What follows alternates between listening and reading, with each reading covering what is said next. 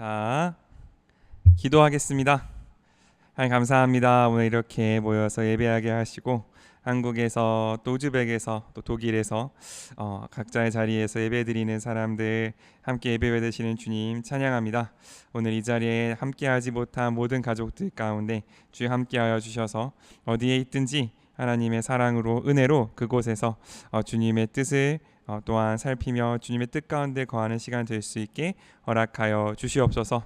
바쁜 여정 가운데 있다면 주여 힘과 때를 따라 돕는 은혜와 모두 순족함을 주시고, 혹은 아픔 가운데 있다면 주여 회복해 하셔서 다시 모여 함께 예배드리는 그날에 우리가 기쁨으로 서로의 삶 가운데 행하신 하나님의 놀라우심을 찬양하며 나눌 수 있는 우리가 되게 하여 주시옵소서. 그렇게 우리를 이끄실 주님을 찬양합니다. 감사드리며 예수님의 이름으로 기도드립니다. 아멘. 우리 가족끼리지만 한번 같이 양옆을 바라보면서 손을 뻗어서 축복했으면 좋겠습니다. 한결같은 주의 사랑이 당신의 삶 속에 넘치길 원하네. 한량없는 주의 은혜가 당신의 삶 속에 넘쳐 흐르네. 이번엔 우리의 삶 속에 한결같은 주의 사랑이 우리의 삶 속에 넘치길 원하네.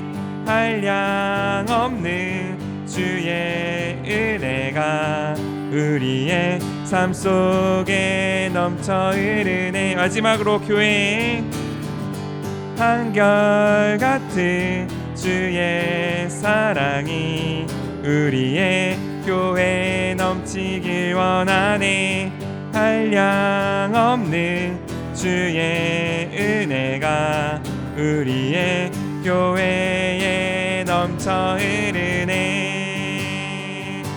아멘. 그렇게 우리 삶 속에 주님의 사랑이 넘쳐 흐를 것을 믿습니다. 그렇게 주님을 따라가는 우리 되기 위하여 함께 찬양하며 주 앞에 나가겠습니다. 허락하신 새 땅에 들어가려면 마음의 준비 다하여 힘써 일하. 여호수아 본받아 앞으로 가세. 우리 거할 처소는 주님 품일세. 시험 환난 방에도 낙심 말고서 맘의 걱정 버리고 힘써 앞서가신 예수님 바라보면서 앞서가신 예수님 바라보면서 모두 맘을 아파여 힘써 일하세.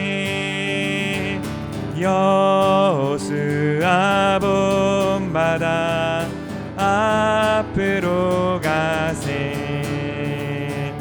우리 거할 처소는 주님 품일세. 여호수아 본받아 앞으로 가세. 우리 거할 처소는 주님 품일세. 일할 곳이 아직도 많이 있는데 담대하게 나가서 힘써 일하세. 여호수아 본받아 앞으로 가세. 우리 거할 처소는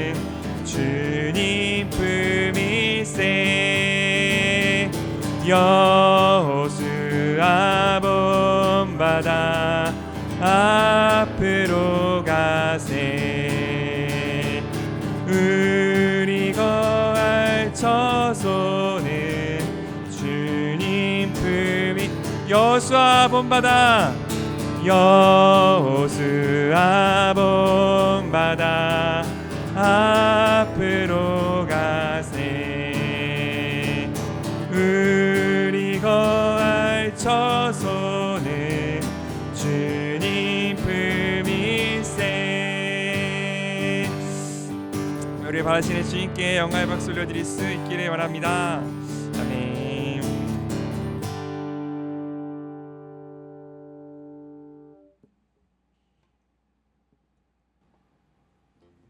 그렇게 언제나 우리를 신실하게 이끄시는 주님께 다시 한번 주님을 신뢰하며 주 앞에 나아가는 우리 될 수 있기를 원합니다. 약할 때 강함 대신에 나의 보배가 되신 주 나의 모든 것. 주 안에 있는 보물을 나는 포기할 수 없네. 주 나의 모든 것. 약할 때 강함 대신에 나의 보배가 되신 주 나의 모든 것. 주 안에 있는 보물을 나는 포기할 수 없네. 주 나의 모든 것. 예수 어린 양 존귀한 이름. 예수 어린 양 존귀한 이름. 예수 어린 양 존귀한 이름.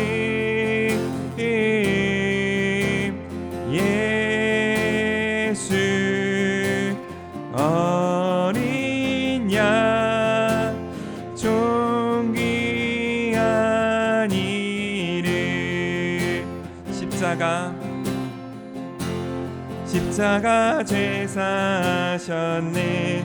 주님의 이름 찬양해. 주 나의 모든 것.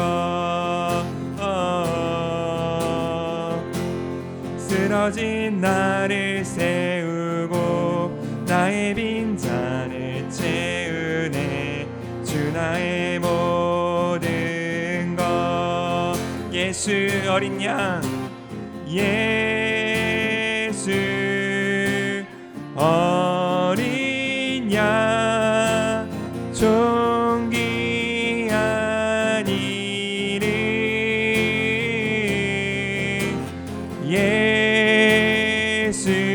예수는 어린 양 존귀한 이름. 십자가 죄사하셨네. 십자가 죄사하셨네. 주님의 이름 찬양해. 주 나의 모든 것. 쓰러진 나를 세우고 나의 빈잔을 채우네. 주 나의 모든. 한 번 더 찬양합시다. 십자가 죄사하셨네. 십자가 죄사하셨네. 주님의 이름 찬양해. 주 나의 모든 것. 쓰러진 나를 세우고 나의 빈잔을 채우네. 주 나의 모든 예수 어린 양 존귀한 이름 예수 어린 양 존귀한 예수 어린 양 예수 어린 양 존귀한 이름 예수 어린 양 존귀한 이름 예수 어린 양 존귀한 이름 예수 어린 양 존귀한 이름. 한 가지 기도하며 나아갈 때 하나님께서 우리를 어린 양의 곁으로 그 존귀한 어린 양의 곁으로 이끄실 줄을 믿습니다. 하나님 우리가 그 세상의 어떤 것도 예수 안에 있는 예수의 보혈과 함께 우리에게 주어진 그 선물을 그 구원을 그 은혜를 끊을 수 없음을 믿사오니 아버지 우리와 함께하여 주시옵소서. 우리와 함께하여서 주님 내가 날마다 내가 어떤 순간마다 하나님의 그 은혜 안에 사랑 안에 거하며 그로 인해 만족하며 그로 인해 아버지 내가 하나님의 나라를 향해 나아가는 거룩한 주의 자녀 되게 하여 주시옵소서. 함께 기도하며 주 앞에 나가겠습니다. 하나님 감사합니다. 우리로 하여 아버지의 마음과 아버지의 뜻을 아버지의 사랑을 알며 그 가운데 나아가게 하시는 주님 감사합니다. 하나님 우리가 하나님의 마음을 알고 하나님의 뜻을 알며 주의 성령으로 말미암아 하나님 마음속 가장 깊은 곳에 있는 그 사랑을 알며 깨달은 자로서 우리가 그 사랑 안에 날마다 거하며 그 사랑 가운데 날마다 당신을 향해 감격하며 나의 삶을 당신 앞에 드릴 수 있는 거룩한 예배자가 될 수 있기를 원하오니 주여 우리가 날마다 함께하여 주시옵소서. 우리의 삶마다 순간마다 함께하여 주셔서 하나님 우리가 온전히 하나님의 마음을 하나님의 뜻을 따라 살며 그 가운데 나아가며 예수 어린 양의 이름을 높이기에 부족함이 없는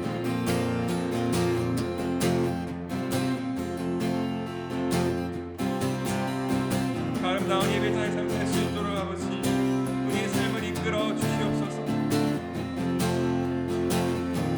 우리가 약할 때에 부족할 때에 두려워 떨고 있을 때에 오히려 우리의 강함이 우리의 능력이 우리의 권세가 우리의 힘이 되시는 주님을 찬양하오니 아버지여 지금 이 순간 우리와 함께하여 주셔서 주님 내가 날마다 주님을 찬양하게 하시옵소서. 우리 입술 가운데 오로지 당신을 향한 감사의 고백 외에는 또 어떤 것도 주여 우리의 마음을 뜻하지 못하고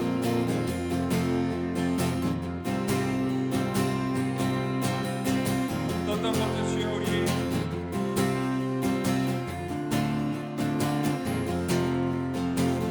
뜻하지 못하게 주님 예수 어린 양 존귀한 이름 예수 어린 양 존귀한 이름 예수 어린 양 존귀한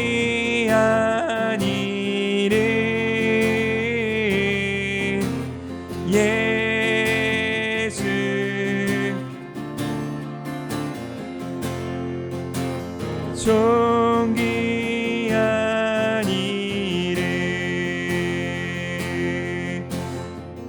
하나님 감사합니다. 우리로 하여금 예수의 사랑 안에 거하게 하시는 주님 감사합니다.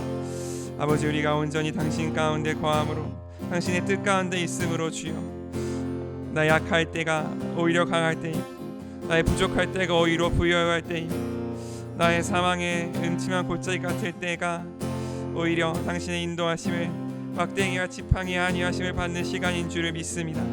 하나님, 그 고백 가운데 나아가오니 우리와 항상 함께하여 주시옵소서. 주님의 신뢰할 가운데 나아가오니 주여, 우리의 삶 가운데 모든 순간 모든 시간마다 하나님 우리와 함께하여 주시고 우리 당신의 사랑 알게 하여 주셔서 그 모든 은혜와 사랑 가운데 걸어가는 우리 될 수 있게 허락하여 주시옵소서. 그렇게 은혜 가운데 이끄실 주님, 주님을 사랑합니다.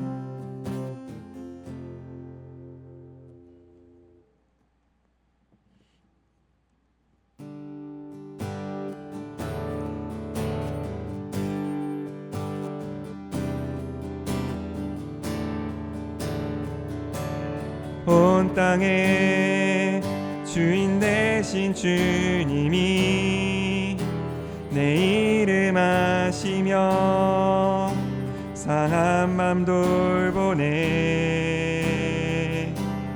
어둠을 밝히시는 새벽별, 방황하는 내 맘 주의 길 비추네.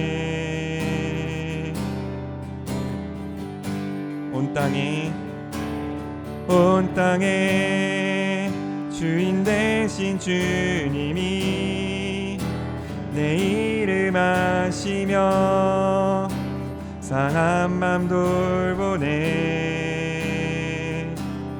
어둠을 밝히시는 새벽별, 방황하는 내 맘 주의 길 비추네. 나로 인함이 아닌 주가 행하신 일로, 나의 행함이 아닌 오직 주로 인하여 나는 오늘 피었다 지는 이름 없는 꽃과 같네. 바다에 있는 파도 안개와 같지만 주는 나를 붙드시고 부르짖음 들으시며 날기하다 하시네. 나는 오늘 피었다 지는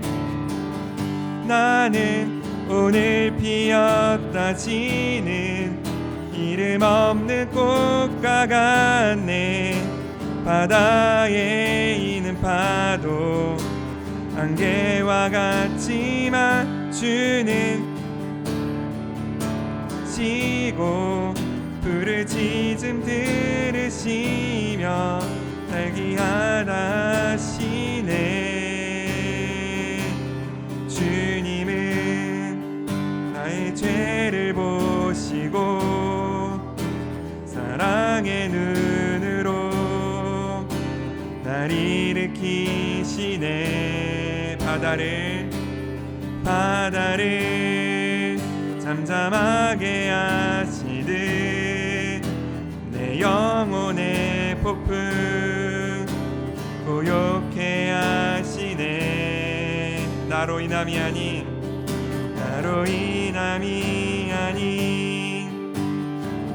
행하신 일로, 나의 행함이 아닌 오직 주로 인하여 나는 오늘 피었다 지는 이름 없는 꽃과 같네.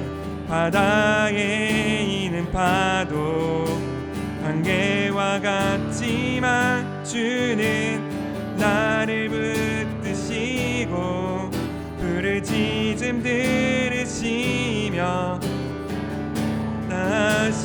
하시네. 나는 오늘 나는 오늘 피었다 지는 이름 바다에 있는 파도 안개와 같지만 주는 나를 붙드시고 부르짖음 들으시며 날기하다 하시네.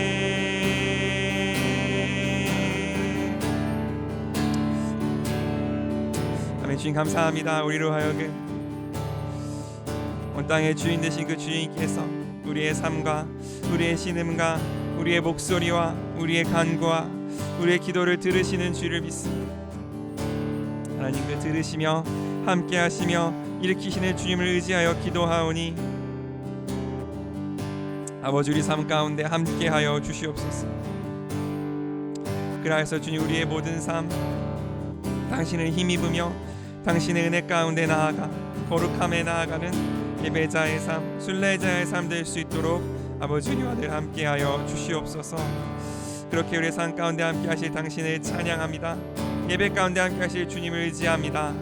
감사드리며 이 모든 말씀 예수님의 이름으로 함께 기도드립니다. 아멘. 우리 한번 같이 인사했으면 좋겠습니다. 주님 우리와 함께하십니다. 같이 인사했으면 좋겠습니다. 누가복음 14장 7에서 14절까지입니다. 한 절씩 번갈아 읽고 마지막 절 같이 읽겠습니다. 저부터 읽겠습니다. 예수님은 초대받은 사람들이 저마다 특석에 앉으려는 것을 보시고 비유를 들어 이렇게 말씀하셨다.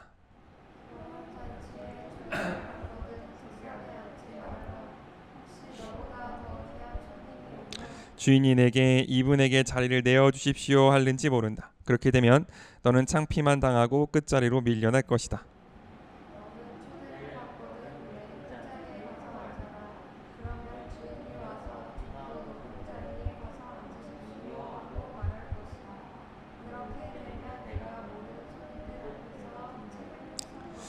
누구든지 자기를 높이는 사람은 낮아지고 자기를 낮추는 사람은 높아질 것이다.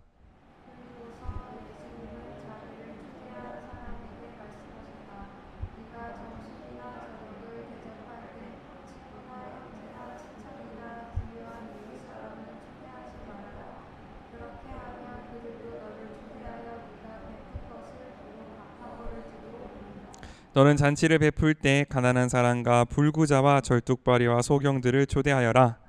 그러면 그들이 너에게 갚을 것이 없으므로 너에게 복이 있을 것이다. 이것은 의로운 사람들이 부활할 때 하나님이 너에게 아멘. 이 말씀 낮추시고 높이시는 분이라는 제목으로 함께 말씀 나누도록 하겠습니다. 지금 보면 예수님은 어디 계십니까? 예수님은 어디에 계세요?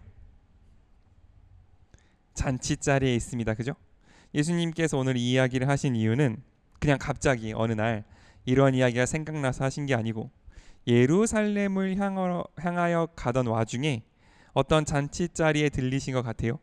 그리고 그 잔치자리에서 사람들이 저마다 높은 자리 특석에 앉으려는 것을 보고 하신 말씀입니다. 그러니까 예수님께서는 자신의 말씀을 하시고 제자들에게 하나님의 나라에 대해서 하나님의 말씀에 대해서 알려줄 때에 항상 예수님이 계시는 그 삶의 현장에서 그 이야기를 하셨다는 거죠. 그리고 사람들의 모습을 보고 제자들이 알 수 있도록 그 이야기를 제자들에게 해주셨다라는 걸 우리는 보고 알 수 있습니다. 예수님께 있어서 말씀이란, 예수님께 있어서 가르침이란 단순히 책을 펴서 자리에 앉아서 하는 것뿐만 아니라 그 말씀이 사람들의 삶 속에서, 그 말씀이 사람들 속에서 작동될 때에 어떤 차이가 있고 어떻게 나타나야 하는가, 그것을 보여주시는 것이 굉장히 큰 목적이 있었다, 혹은 예수님의 가르침의 특징이다라고 말씀하시는 것을 볼 수 있습니다. 예수님께서는 물론 성경에 나와 있는 것처럼 회당에 들어가셔서, 지금으로 치면 교회에 들어가셔서 성경을 펴시고 이 이사야의 글이 너희 귀에 응하였다 말씀하신 것처럼 그 말씀을 펴시고 그 말씀을 강론하실 때도, 설교를 하실 때도 물론 있었지만 더 많은 순간 혹은 더 중요한 순간들은 어디였냐면 제자들과 길을 걸으면서 제자들과 함께 밥을 먹으면서 또 제자들과 함께 잔치자리에 들어가서 그 사람들의 모습을 보면서 하시는 말씀, 그게 예수님의 진짜 가르침이었다라는 걸 우리가 기억할 수 있으면 좋겠습니다. 그러므로 우리가 듣는 말씀이 우리 삶의 모습 안에서 우리가 날마다 살아가는 그 현장 안에서 힘을 발휘하지 못한다면 우리의 말씀이, 삶이, 믿음이 얼마나 하나님 앞에 올바르게 깨어 있는가를 우리가 한번 생각해보고 기도해 볼 수 있는 그런 시간이 될 수 있으면 좋겠습니다. 그럼 예수님께서 오늘 보신 그 현장은 어떤 거였냐면 아마 높은 확률로 결혼식장이었던 것 같아요. 왜냐하면 예수님께서 8절에 결혼잔치에 초대를 받거든 이라고 하시는 걸 보니 그렇게 말씀하신 것 같습니다. 이때 당시의 결혼 풍습이 정확히 어땠는지는 우리는 알 길은 없으나 적어도 알 수 있는 것이 몇 가지 있습니다. 첫째로 지금처럼 몇 날 몇 시 몇 시에 몇 날 몇 월 며칠 몇 시에 결혼합니다. 그러니 언제까지 오세요? 라고 하기에는 어려움이 있었을 거라는 거죠. 왜냐하면 그 당시에 그 멀리 떨어진 사람들에게 정확히 언제 사람들이 모이게 한날 한시에 모이게 하는 건 불가능에 가까웠습니다. 그러므로 잔치를 굉장히 길고 오랫동안 했을 거다라는 건 어렵지 않게 추측할 수가 있습니다. 또한 그 당시는 높고 낮은 게 중요했던 사회여서 그러니까 그 잔치의 주인이 가장 가운데 높은 곳에 앉고 일반적으로 오른쪽, 주인의 오른쪽에서부터 가장 높은 사람, 그러니까 그 모인 사람들 중에 지위가 높은 사람 순서대로 앉게 했을 것이라고 많이들 생각합니다. 그래서 일반적으로 유대인들은 잔치할 때 옆으로 비스듬히 누워서 먹기 때문에 그 오른품에 안긴 사람, 그러니까 예수님이 식사하실 때 그 오른품에 안긴 사람이 요한인데 그렇기 때문에 많은 사람들이 예수님께서 요한을 가장 사랑하셨을 거라고 말합니다.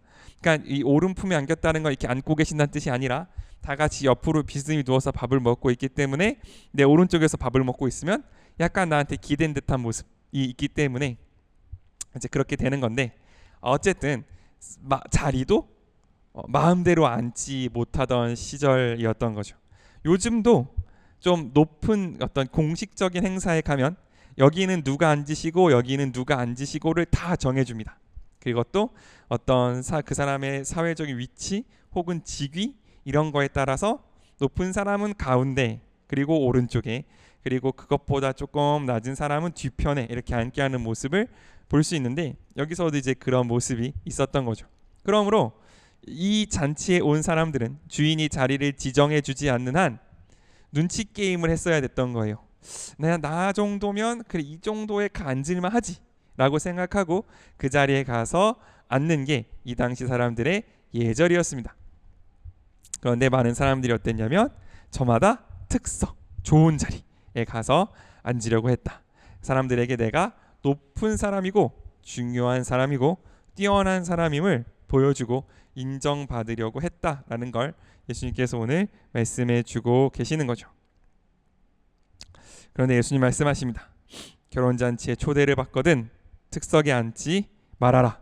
왜냐하면 더 귀한 손님, 너보다 더 지체가 높은 사람이 오면 어떻게 할 거예요? 야 내려가 저 끝에 가서 앉아라 라고 하고 그 자리를 뺏어서 주인이 더 높은 사람에게 줄 가능성이 높기 때문이라는 거죠. 근데 차라리 끝자리에 가서 앉으면 어떤 일이 있어요? 주인이 와서 왜 거기 계십니까? 조금 더 높은 자리로 더 주인과 가까운 쪽으로 오십시오 라고 말할 것이기 때문에 너는 그 자리에 가서 앉으라 라고 예수님께서 말씀하시는 것을 볼 수 있습니다. 이 말은 뭐냐면 곧 잠언에 나와 있는 것처럼 겸손은 존귀함의 앞잡이라는 거예요. 앞잡이가 뭐예요? 어떤 사람보다 앞에 가서 그 사람이 올 것을 알려주는 것, 그것을 앞잡이라고 합니다. 겸손은 존귀 앞잡이라는 건 뭐냐면 그 사람이 겸손한 모습을 보면 그 사람은 겸손하기 때문에 그 사람이 곧 존귀해질 것이다 라는 그 잠언의 말씀이 오늘 여기에서는 어떤 식으로 표현되냐면 사람들이 많이 모였을 때 사람들이 그곳에서 긴장을 하며 자신의 사회적 위치를 가늠하고 있는 그때에 너는 어느 자리에 있어라? 가장 낮은 자리에 있어라. 그러면 주인이 너를 높여줄 것이다 라고 이야기해 주는 거죠. 이게 그냥 일반적으로 말하는 일종의 처세술처럼 보일 수도 있어요. 그러니까 예수님이 없어도 세상 사람들도 다 똑같이 말하거든요. 겸손하라고. 예수님 없는 삶의 지혜도 항상 똑같은 이야기를 합니다. 자만하지 말고 교만하지 말고 어디 가서든 겸손하고 너를 낮추고 그래야 네가 나중에 성공한다는 말은 성경 밖에 어느 곳에서도 들을 수 있는 좋은 이야기입니다. 그럼 왜 주님께서 하나님 예수님께서 이 이야기를 굳이 성경에서 반복하셨을까라는 걸 우리가 한번 생각해 봐야 하는 거죠. 첫 번째로 그 말이 옳기 때문이기도 합니다. 성경은 이 세상의 지혜를 배척하거나 혹은 예수님께로 하나님께로부터 직접 유래하지 않았다고 해서 삶이 우리에게 주는 지혜를 과소평가하지 않습니다.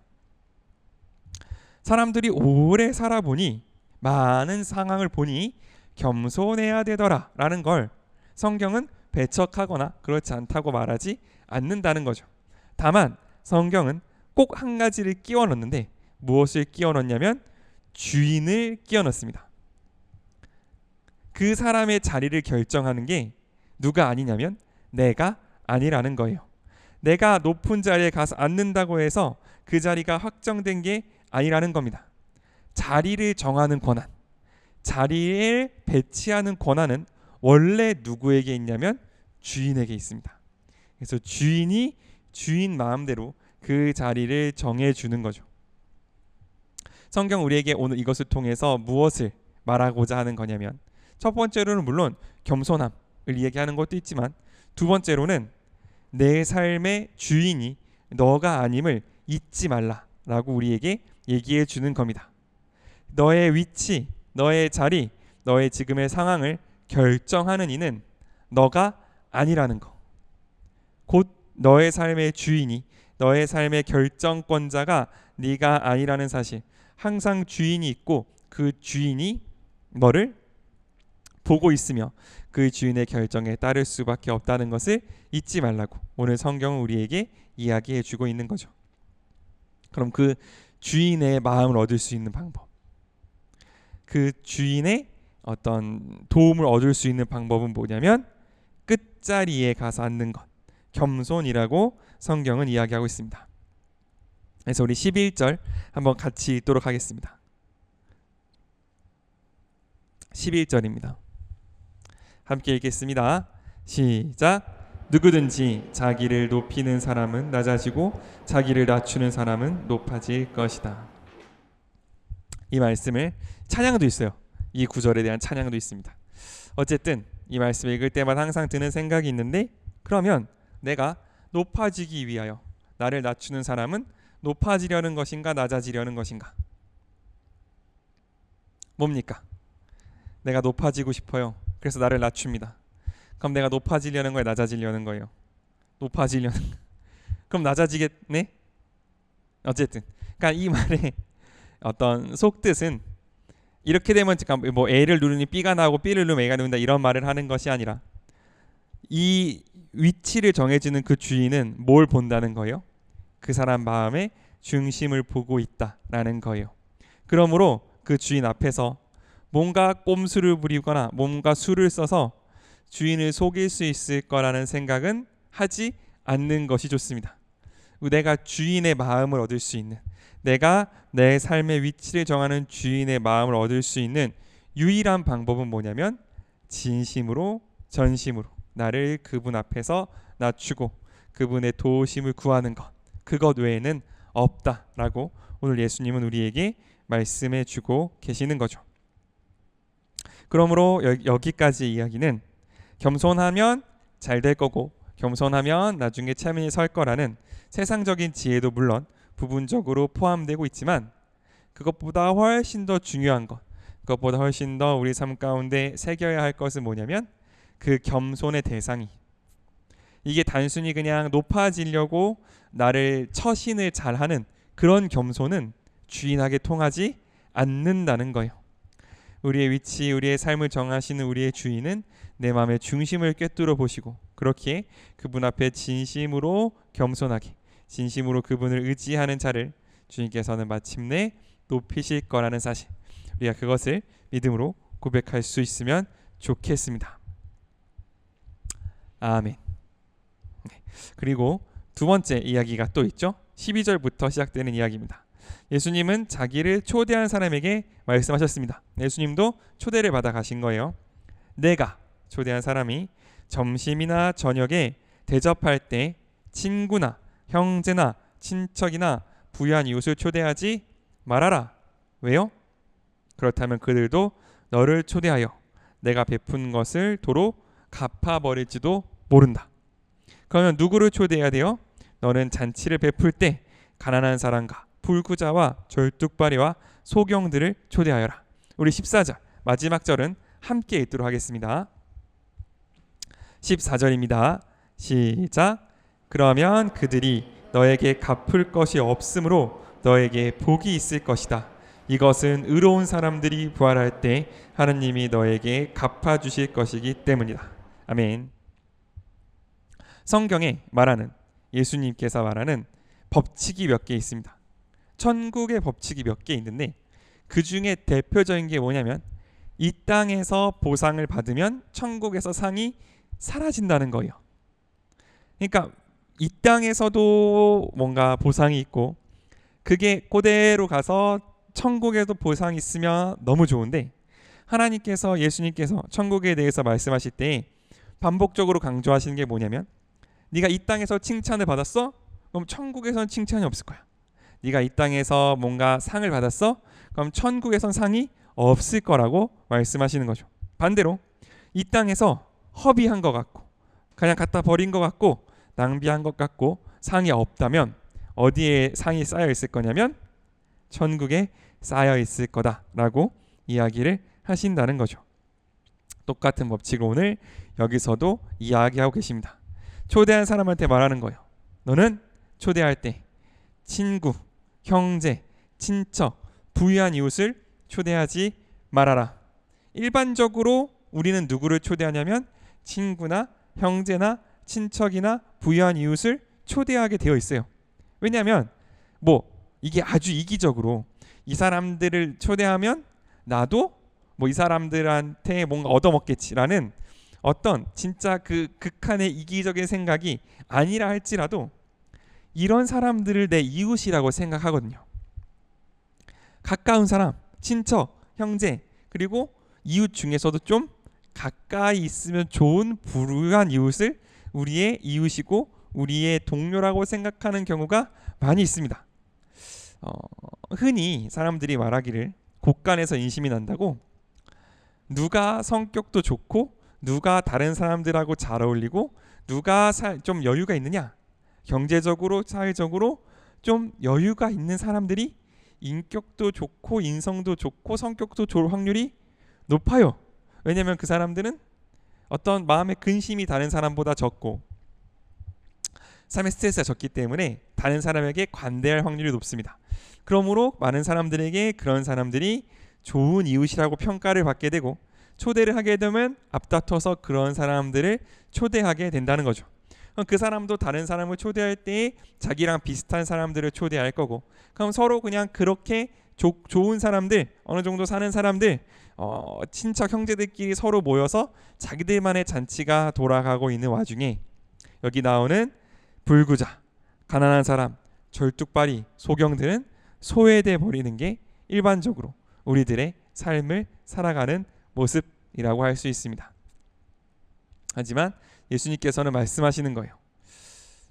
너는 초대를 할 때, 잔치를 초대할 때, 어떤 호의를 베풀 때, 누구한테 은혜를 끼칠 때, 누군가를 잘해줄 때에 한 가지 기준이 있어야 되는데 그게 뭐냐면 너에게 갚을 수 없는 사람에게 그 사랑을 베풀라라고 말씀하시는 겁니다. 왜냐하면 우리가 같이 읽은 것처럼 의로운 사람들이 부활할 때, 마침내 주님께서 다시 오셨을 때 하나님께서 너에게 갚아주실 것이기 때문에 네가 친한 친구, 형제, 친척, 부유한 사람을 초대한 거는 하늘에 남지 않을 거예요. 하나님이 기억하시지 않을 겁니다. 하지만 가난한 사람, 불구자, 절뚝발이, 소경 이런 사람들에게 베푼 것들은 내가 이 세상에서 보답을 받지 못할 거고, 그렇기 때문에 무슨 강력한 증거가 되느냐? 하나님의 나라에 쌓여 있을 거라는 거.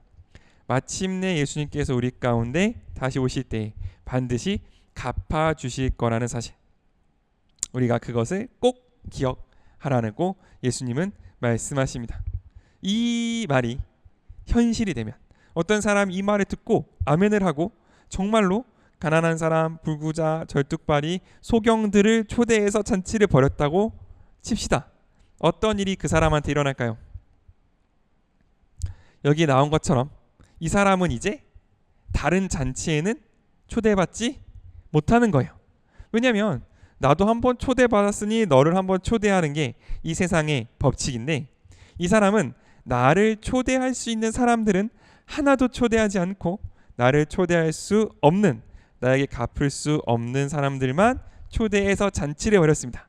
그러므로 이 사람은 이제 그 소사이어티, 흔히 말하는 그 사회, 친구들, 형제들, 부유한 사람들, 친척들이 있는 거기로부터는 소외당한 거죠. 이 사람은 누구의 친구냐면 가난한 사람, 불구자, 절뚝발이, 소경의 친구들입니다. 그리고 제가 아까 말씀드렸지만 상황이 넉넉할수록 그 사람의 인품도 좋아질 확률이 좋다고 했잖아요. 그 환경이 팍팍하고 환경이 어려울수록 그 사람의 인성도 좀 날카롭고 딱딱하고 좀 대하기 어려울 확률이 높습니다. 이런 사람들일수록 자기가 받는 대접에 더 민감하고, 이런 사람들일수록 뭔가 자기가 조금이라도 차별이나 부당한 대우를 받는다고 생각하면 폭발할 가능성이 높고, 이런 사람들일수록 뭔가 더 많은 것을 바라기만 하고 감사하지 않을 가능성이 높아요. 그럼 이 사람은 자신이 기껏 힘들여서 좋은 일에 잔치를 벌였는데 자기는 자기대로 좋은 사람들은 초대하지도 못하고 괜히 초대한 사람들한테 원망이나 듣고 어떤 사회적인 평판도 함께 깎여나갈 가능성이 높다라는 거죠. 즉 만약에 14절의 일, 의로운 사람들이 부활할 때 하나님이 너에게 갚아주시는 그날이 없다고 한다면 이 사람이 한 일은 완전히 미련한 행위입니다. 만약 하나님의 날이 없다, 예수님이 다시 오신 일이 없다고 한다면 이 말씀을 지키는 것만큼 어리석은 일이 없는 거예요. 우리가 어떤 일을 할 때 이게 하나님이 기뻐하시는 일인지 아닌지 알 수 없을 때, 우리가 어떤 결정을 내릴 때 이게 하나님의 뜻인지 아닌지 알 수 없을 때, 이게 하나님의 뜻인지를 점검해 볼 수 있는 가장 좋은 수단 중에 하나는 뭐냐면, 만약 하나님이 없어, 만약 하나님이 마지막 날에 나한테 상을 주시는 분이 아니라고 한다면 이 일이 의미가 있는가 없는가를 따져보면 우리는 좀 더 분명하게 내 결정이 이게 하나님을 위한 것인지 아닌지를 알 수 있다라는 거죠. 교묘하게, 아주 교묘하게 마치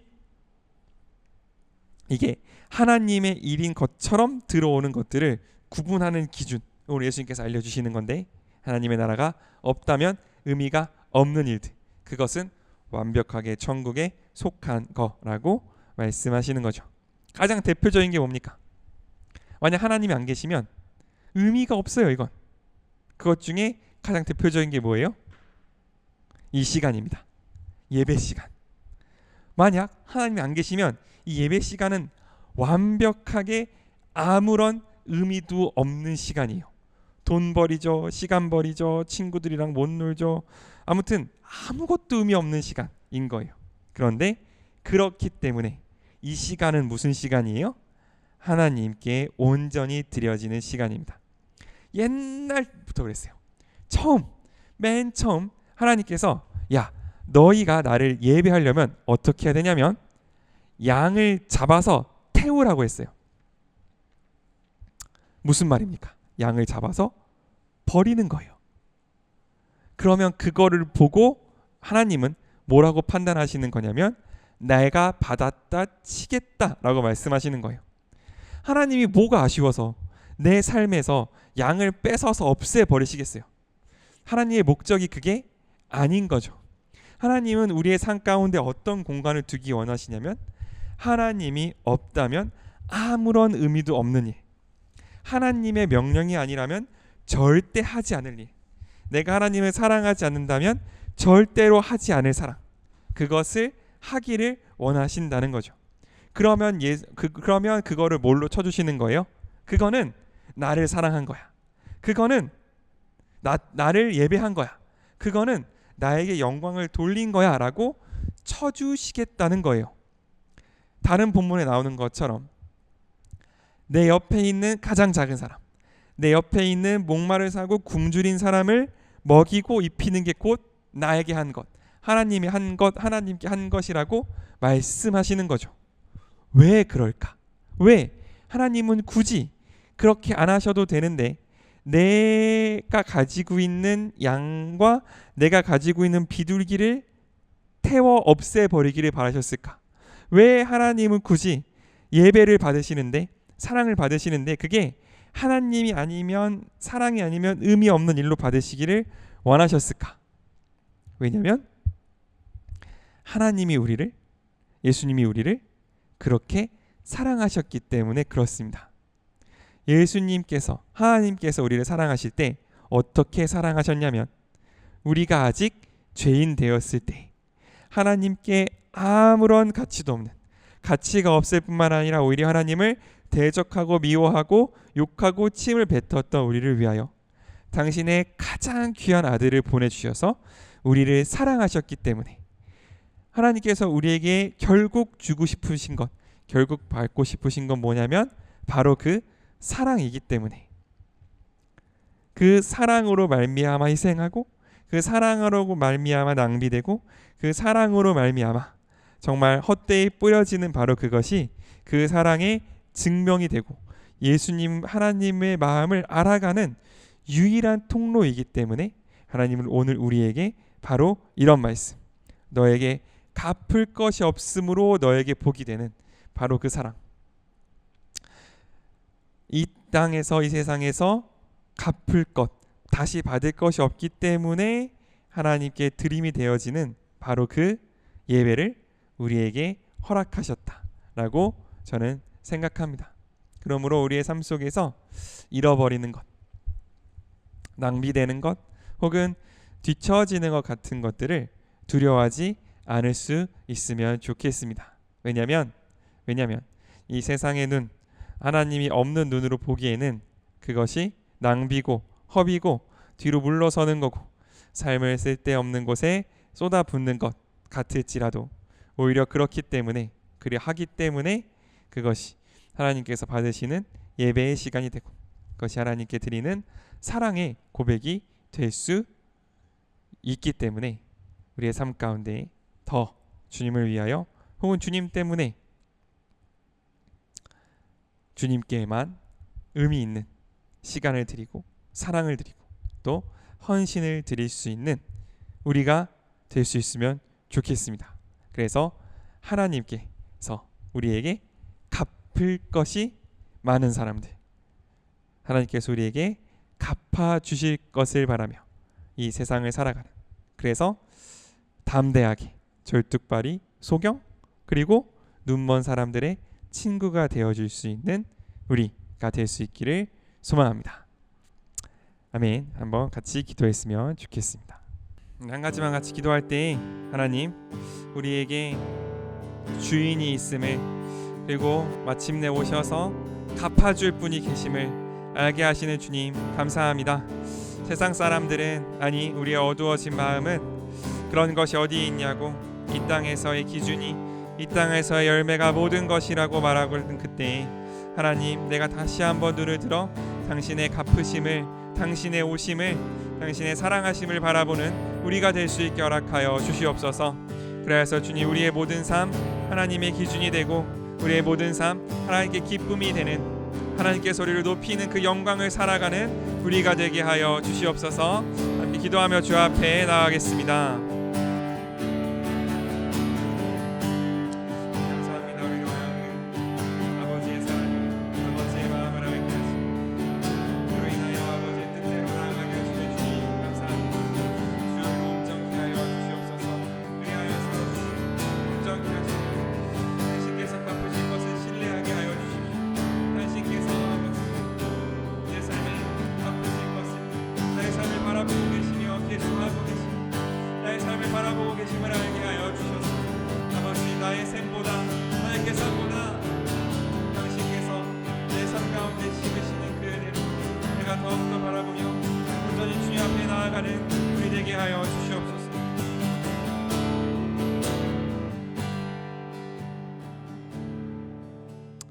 아멘. 주님 감사합니다. 우리의 삶을 바라보시며 우리의 삶의 주인이 되시는 주님 감사합니다.